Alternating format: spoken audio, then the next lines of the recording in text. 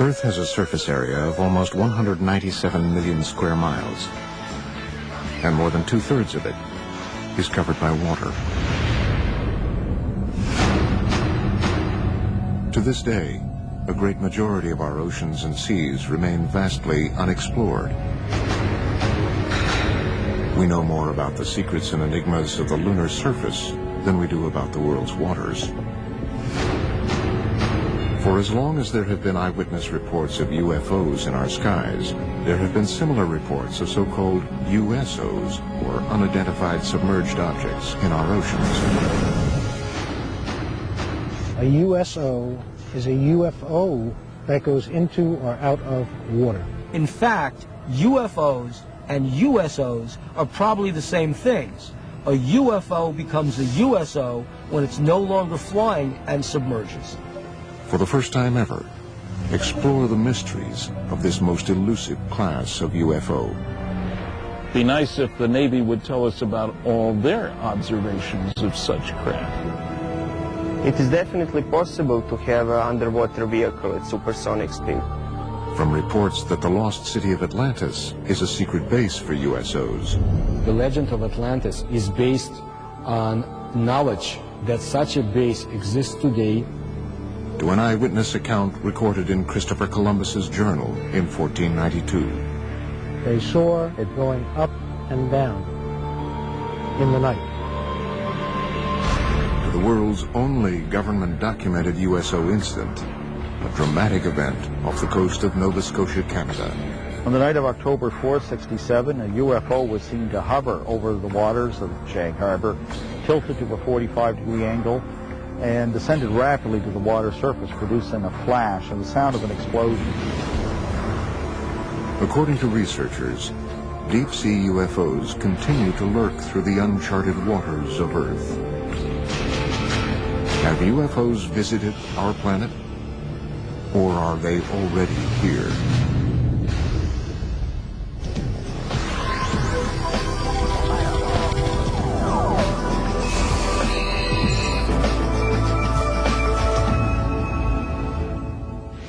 This is the Santa Catalina Channel, a 26-mile wide stretch of the Pacific Ocean separating the city of Los Angeles from Catalina Island.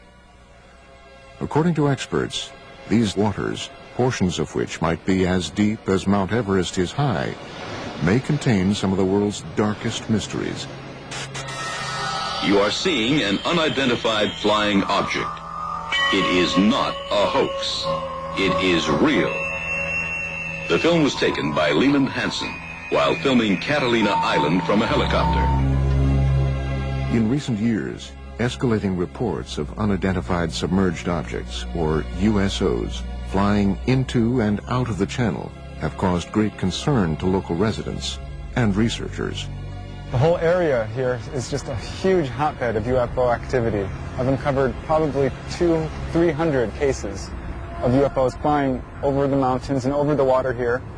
It's just a huge hotspot. Preston Dennett is the author of UFOs over California.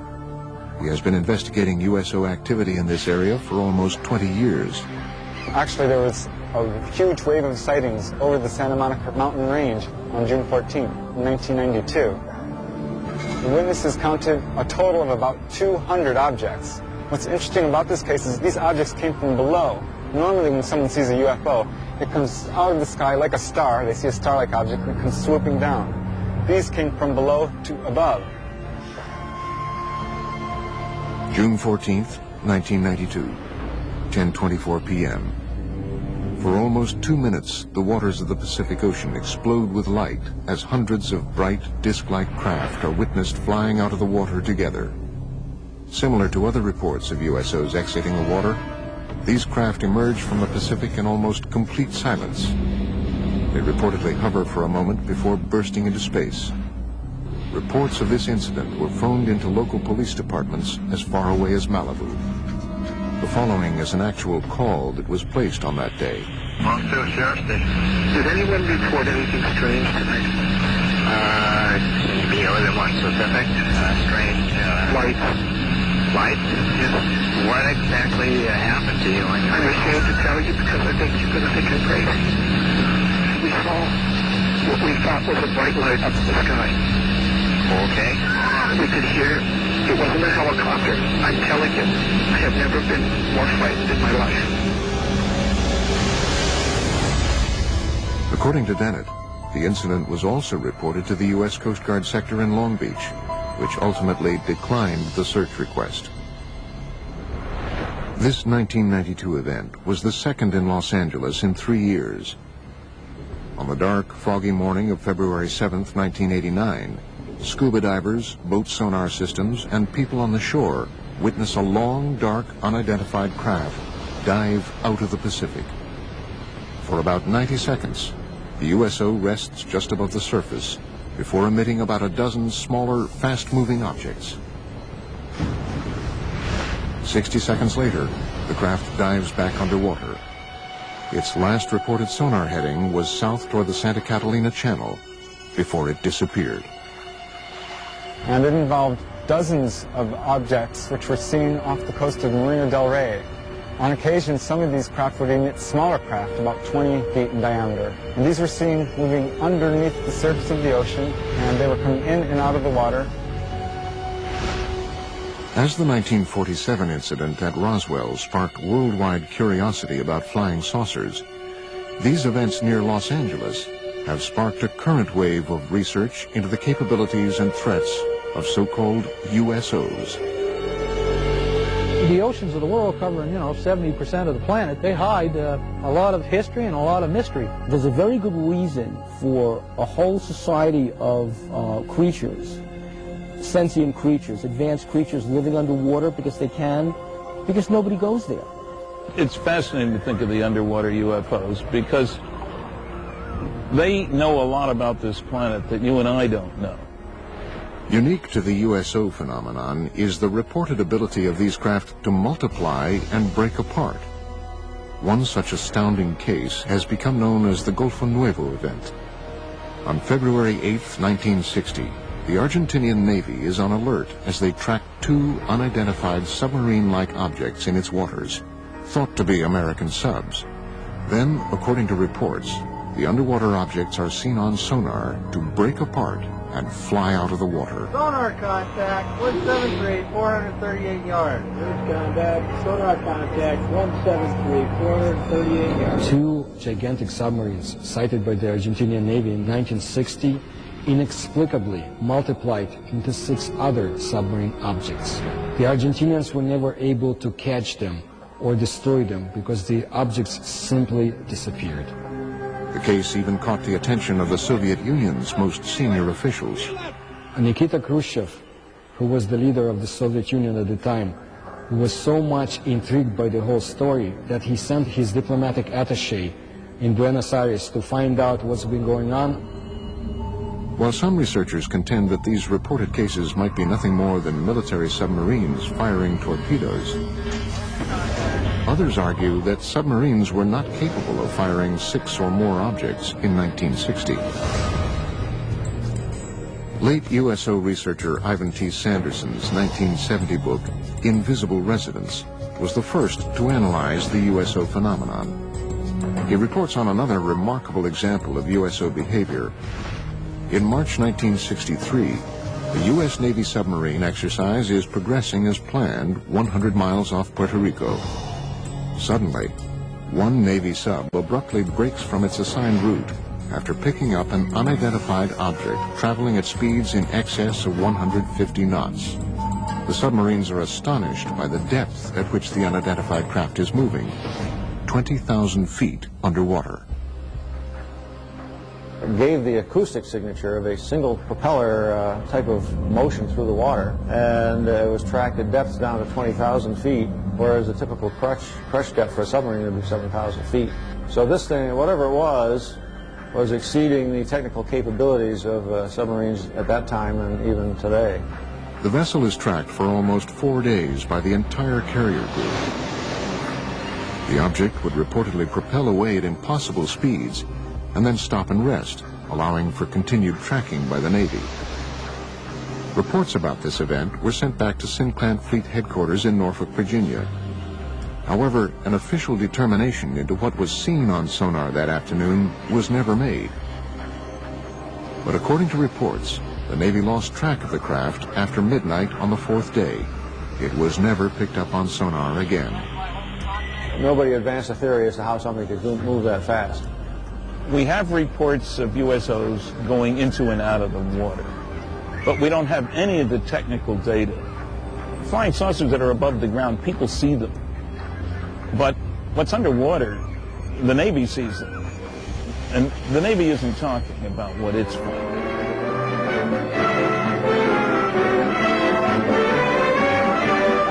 Inflating an immense balloon aboard the USS Norton Sound, the Navy prepares for further study of the elusive cosmic rays somewhere in the Pacific. That's the news. A secondary consideration clears up the mystery of the so-called flying saucers. For it is these monsters which rise 19 miles and attain diameters of 100 feet that have been mistaken for the apparitions called flying saucers. At great altitudes, they tell us, these elongated enormities flatten out like plates. Mystery ended. But reports from around the world continue. Another extraordinary case is reported in the international press beginning on November 11th, 1972. A fast-moving submarine-like object is picked up on sonar in the Sonja Fjord off the west coast of Norway by the Norwegian Navy, which hunts it for 2 weeks. A fleet of surface ships and specially equipped sub-hunter helicopters are assembled to find the object. On November 20th, 1972, the USO is seen visually for the first time. It was described as being a massive, silent, cigar-shaped object. A Navy ship promptly fires its guns and torpedoes at the craft. Some ship actually saw it on the surface and fired at it, but it dived, and then they started dropping depth charges.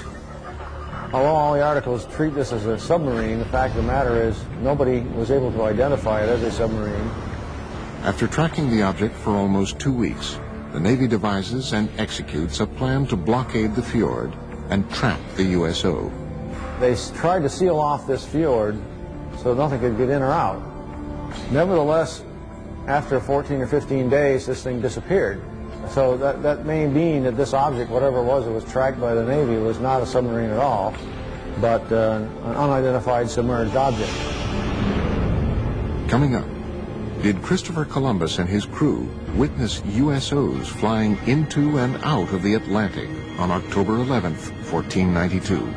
One of the earlier cases comes all the way back from the day before Columbus Day in 1492, before there was a Columbus Day.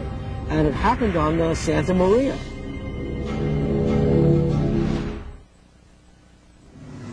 October 11th, 1492, 10 p.m. A calm, clear night. Christopher Columbus and his crew move slowly across one of the deepest ravines of the Atlantic and through the Bermuda Triangle. Below them is almost 4 miles of water. Suddenly, unearthly lights are seen flashing across the bottom of the ocean. One of the earlier cases comes all the way back from the day before Columbus Day in 1492, before there was a Columbus Day. And it happened on Santa Maria. This person's name was Gutierrez. And Gutierrez was on the Santa Maria with Christopher Columbus and noticed an object rising out of the water, a disc-shaped object. A great flash of light with a level of brilliance unlike anything known at the time suddenly erupts from the sea to the sky, startling Columbus and his crew of 120 aboard the 3-ship Spanish fleet.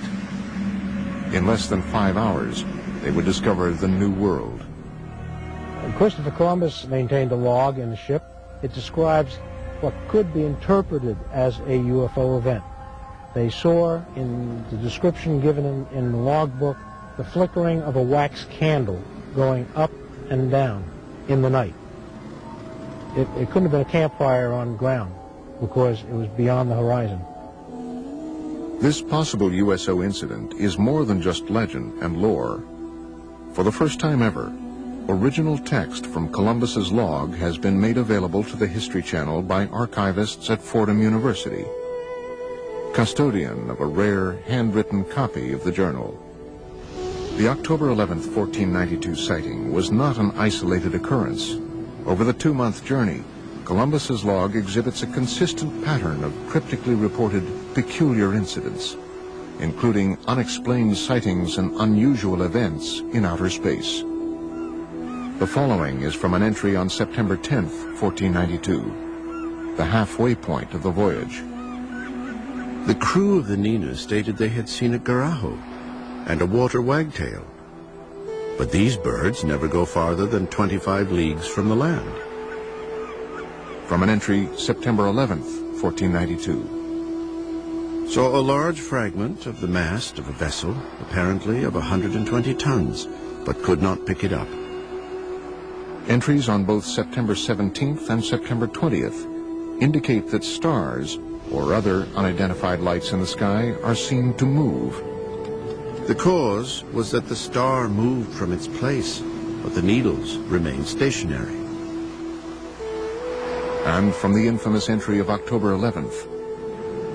The Admiral, at 10 o'clock that evening, standing on the quarterdeck, saw a light. Calling to Pero Gutierrez, he told him he saw a light and bid him look that way, which he did and saw it. The Admiral again perceived it once or twice, appearing like the light of a wax candle, moving up and down.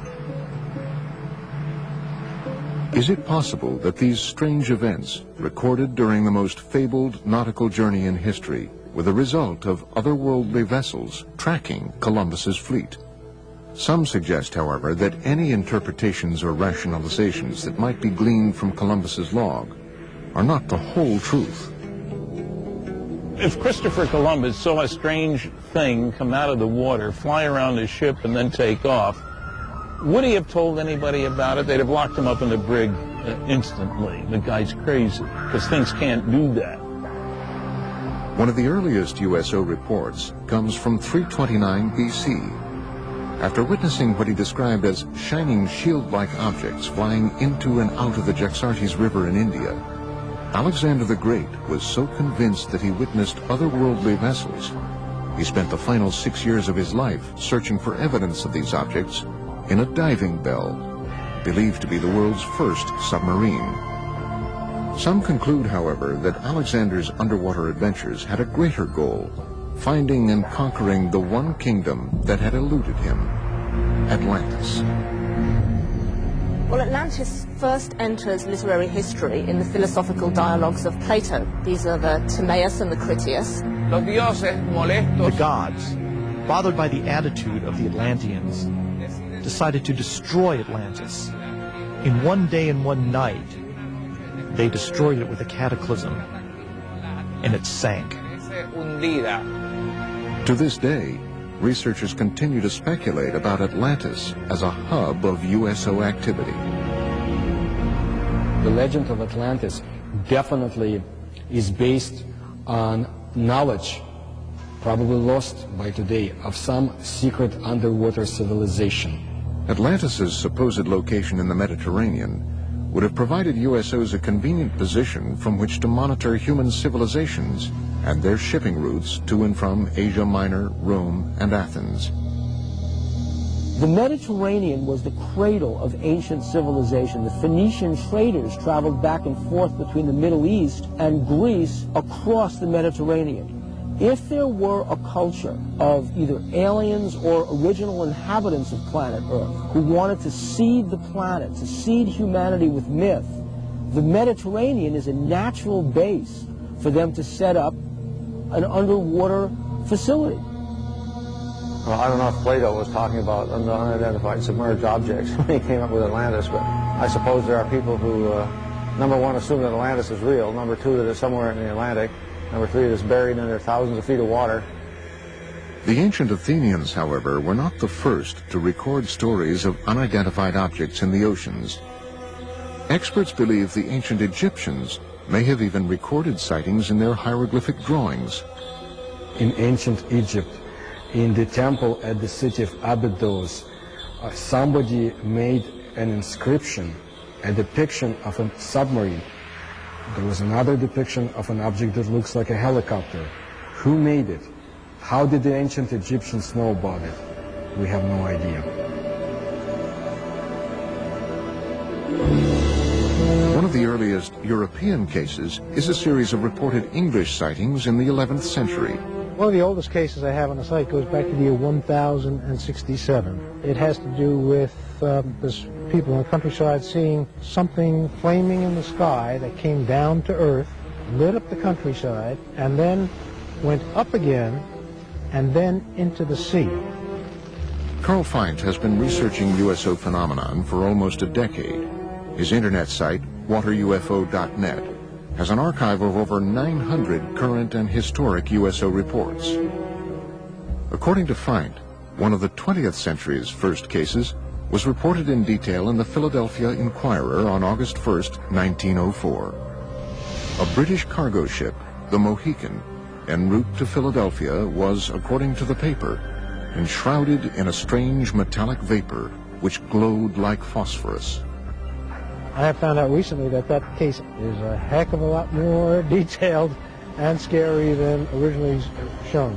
The captain and the crew confirmed that an object came across the ocean, a cloud, approached the ship, and it was glowing. Not a meteor, going straight down. It's coming across the sea. As it came towards the ship, the captain was trying to distract the crew to get them to do something different, and get over the fear. They couldn't move anything while a cloud was around the ship. The Inquirer further reports that during the event, the ship's compass revolved with the speed of an electric motor, and the sailors were unable to raise pieces of steel from the magnetized decks. The story goes on to quote the Mohican's Captain Urquhart, who confirms that the account is vouched for by every man of the crew. But perhaps the most astounding USO-related event, according to experts, is a Canadian case from 1967. The Shag Harbor case is the most important USO case in documentation. The UFO moved underwater to a different point. A second UFO joined it. Coming up, we visit Shag Harbor, Nova Scotia on the 38th anniversary of this crucial USO incident. On October the 4th, 1967. That's where the lights was, right behind me on the water.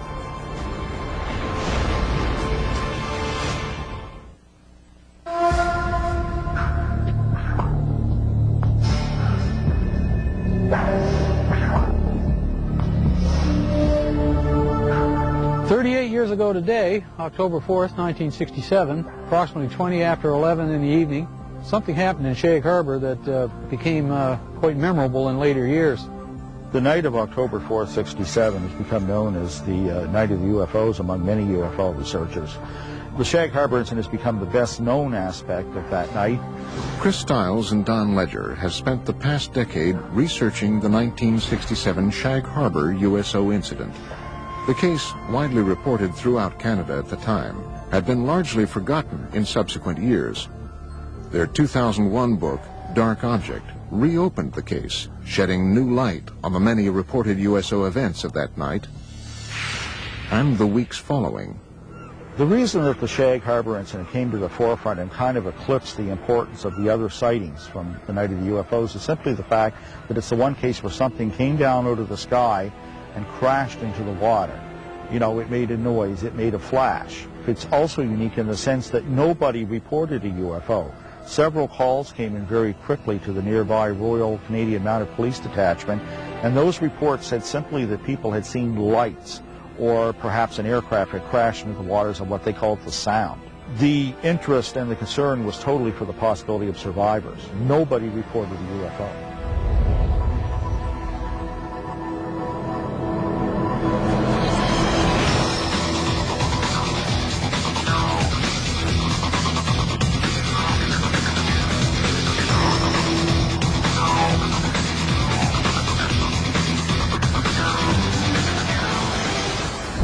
I'm not surprised now that I had seen something in the sky that night, because all over Nova Scotia, the night of the Shag Harbor incident, there were many UFO reports.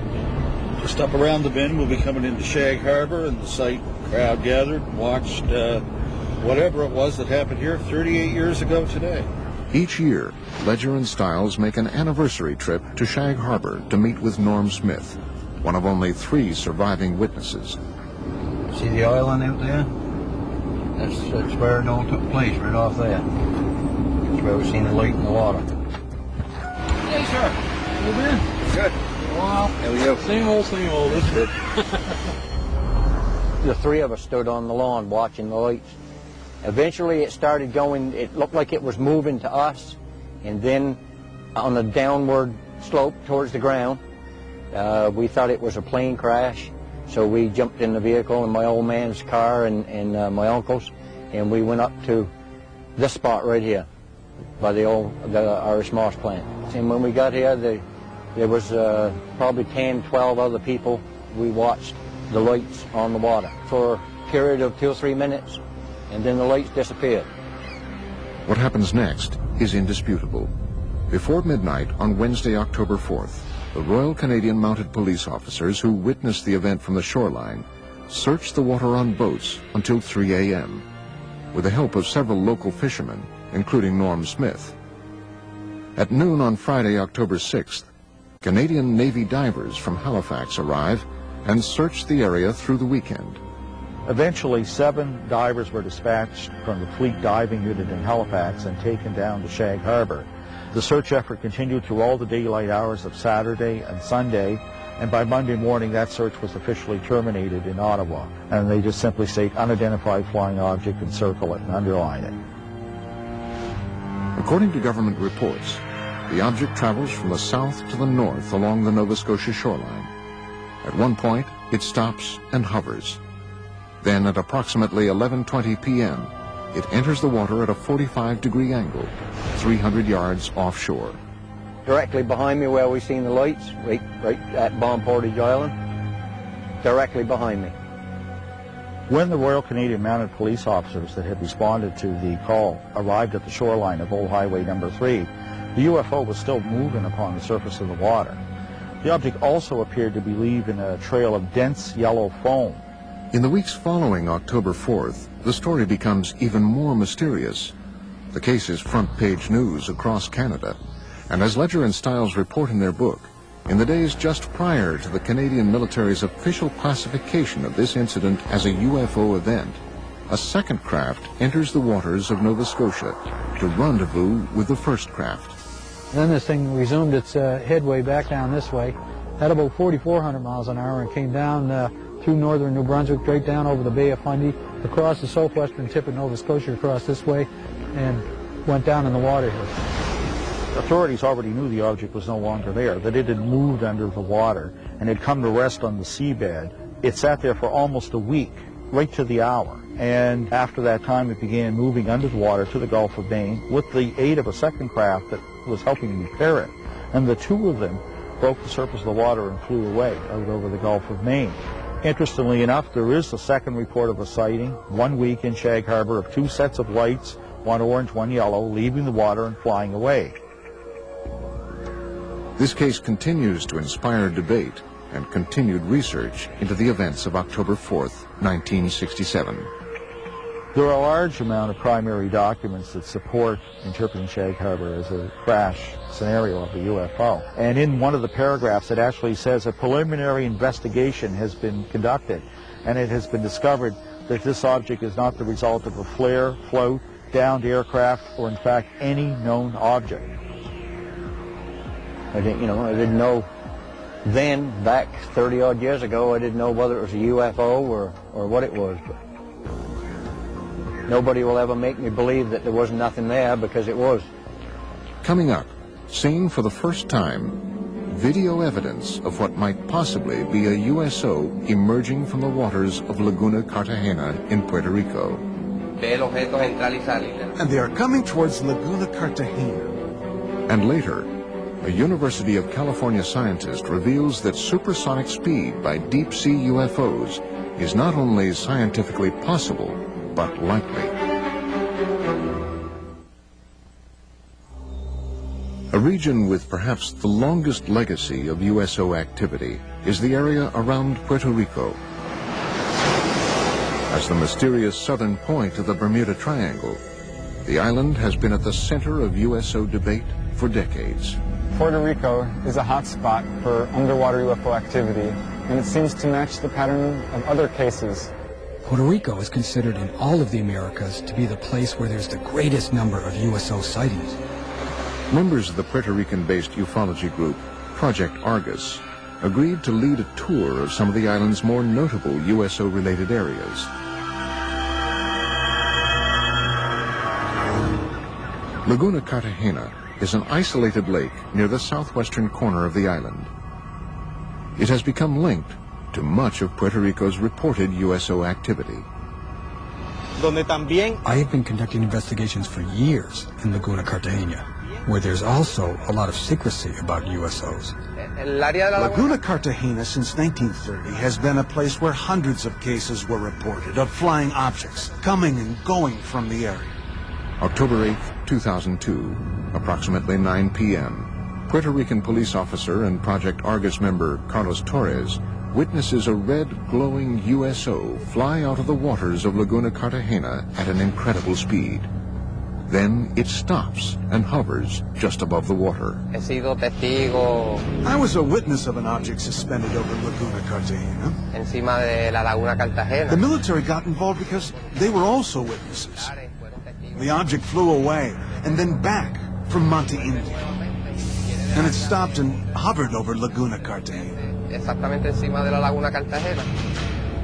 After hovering for several minutes over the area, the object was seen to crash back into the lake. Another Argus member, Giuseppe Quiñones, believes he captured the same object on videotape in 2004. I took a video on November 20th, 2004, in the immediate area of Laguna Cartagena. Seen for the first time, possible video evidence of a USO near this enigmatic lake. The brightly lit, craft-like object was seen emerging from the water. Here, it hovers for almost 1 minute before flying away. In the mid-1990s, several attempts to disprove the USO activities were made, despite hundreds of witnesses that said they saw lights going in and coming out of the water. They have been seen all over Puerto Rico. Specifically, the most mentioned places are Laguna Cartagena and Route 303. The region of Lajas, through which Route 303 runs, has been another source of significant USO and UFO reports, including a possible 1997 crash on Monte Indio that left behind a scorched earth impact zone and many unanswered questions. In May 5, 1997, a UFO crashed there, burned many lands on the top of the mountains, and there was federals that night, and they obtained something that we don't know, a UFO. After this 1997 incident, local government officials began to take USO and UFO reports more seriously. As a direct result, the mayor of Lajas, Puerto Rico, recently designated the roadway through the heart of Puerto Rico's UFO country as UFO Route 303. But for now, other USO-related events around the island are far more pressing for experts. In the hills around Lajas, a mysterious government aerostat, a tethered balloon-borne radar, is frequently launched up to 3 miles in the air, ostensibly to monitor air traffic and weather. However, USO researchers believe the balloon's real function is actually covert, to observe and record UFO and USO activity. There was a government document in the legislature where a secret investigation was conducted. Not public, but secret, about the USO events in the waters. But the document states that they do not pose any danger to humanity. The volume of USO reports from around this small island have prompted many to speculate that the deep waters directly below the southern tip of the Bermuda Triangle, just offshore, conceal more than USOs. Experts and researchers from around the world believe they possibly obscure a major USO base as well. It is suspected that there's a base between La Paguera in an area near Cabo Rojo. It is also supposedly very deep and cavernous, and it goes as far as Laguna Cartagena. The motive for them coming in and out of the water is so that they are able to enter in one area and come out in a different area in the underwater basins. Could all of these events simply be tied to local mysticism, or perhaps the cultural sway of the Bermuda Triangle? In Puerto Rican culture, the majority of the people here, even though they talk about the Chupacabra and the Bermuda Triangle, they do not believe in any of this. Or is there possibly something more? It's a reality. The USOs in Puerto Rico are real. There are hundreds of testimonies and witnesses. It's all real. I think that the UFO phenomenon is real. Here in Puerto Rico, there have been hundreds of cases. That is a reality. Coming up, possible photographic evidence of a USO exiting the waters of Gulf Breeze, Florida.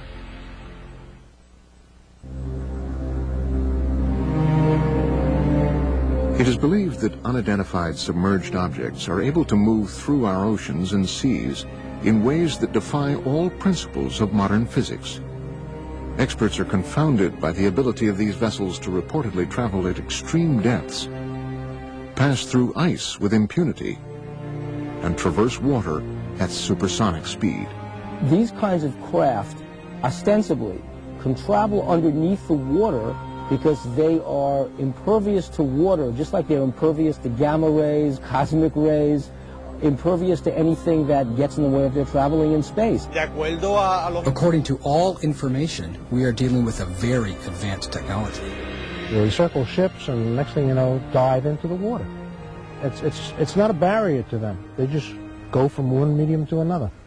In late 1969, while conducting their regular Operation Deep Freeze ice-breaking exercises near Antarctica, U.S. Navy sailors aboard the USS Calcaterra reportedly witnessed an unidentified submerged object with some extraordinary capabilities. Ivan Sanderson in Argosy magazine, where he talks about an event somewhere in the Arctic when an object came up through the ice and took off.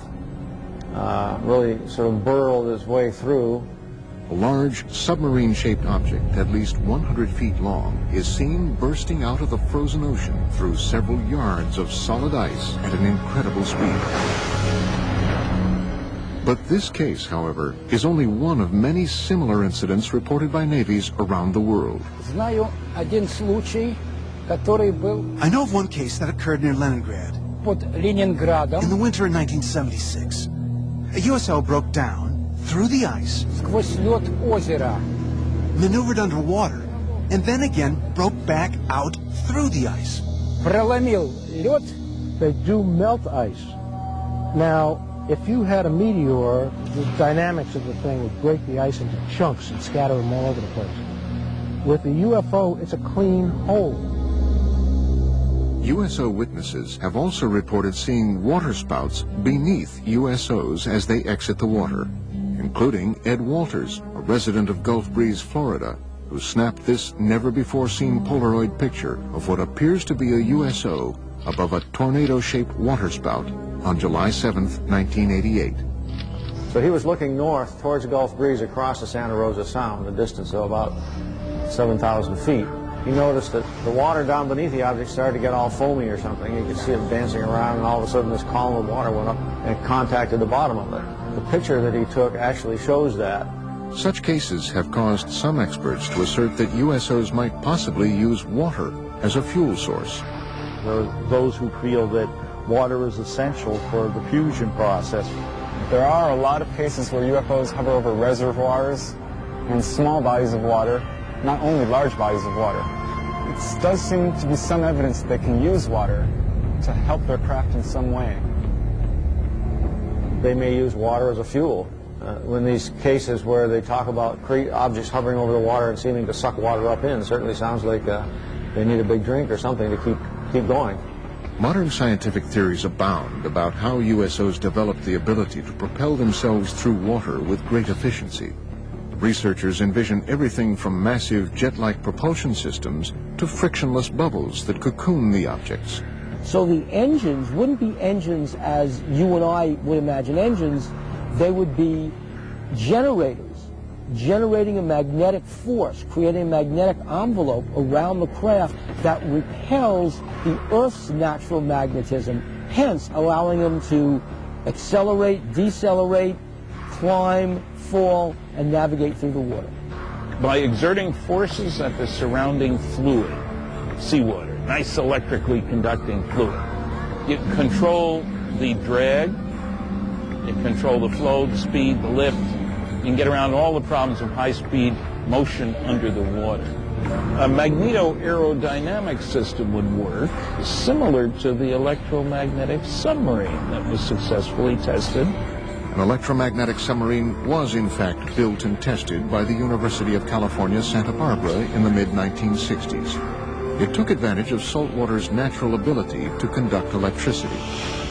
The first successful test of an electromagnetic propulsion system was conducted on Earth in 1966, when this electromagnetic submarine was first demonstrated. This electromagnetic submarine moves through the water as a result of electromagnetic forces. It has absolutely no moving parts. The principle here is that seawater is an electrically conducting fluid. You push against the seawater by Newton's laws, elementary physics, it pushes back, and off you go. Is it possible that USOs take advantage of this natural capability of our oceans to reach supersonic speed? Water is a great magnetic conduit. In fact, if they were traveling using a process called diamagnetism, which is a weak repellent force, then water would enhance that force, which would explain why these craft are able to navigate in water so well. One researcher theorizes that USOs might move rapidly through the water and avoid catastrophic damage using the same principles as a common light bulb. UFO is the filament in this particular case, and the bulb is the field, and that protects the UFO. It keeps the water from coming onto it when it goes in. They move it, though, and it never touches the UFO. And that can be achieved by creating so-called supercavitating bubble around the whole object. In that way, whole object travels together with a bubble of water vapor. Marco Princivat is a professor of mechanical engineering at the University of California, Riverside. He devised an experiment for the History Channel demonstrating the physics behind possible supersonic movement through the water. Basically, the only thing that you can play with is the shape of a vehicle. And it will deviate from standard shapes of a submarine. To demonstrate how different shapes can produce the conditions for supersonic underwater travel, Princivat and his team force an underwater current along with green dye and high-powered lasers around different submerged objects. So if we have something called a streamlined body, we see that fluid flows undisturbedly around that body. This red streamlined object represents the perfect shape for a fast-moving underwater vessel. In direct contrast, the cube that is tested creates massive resistance all around the object.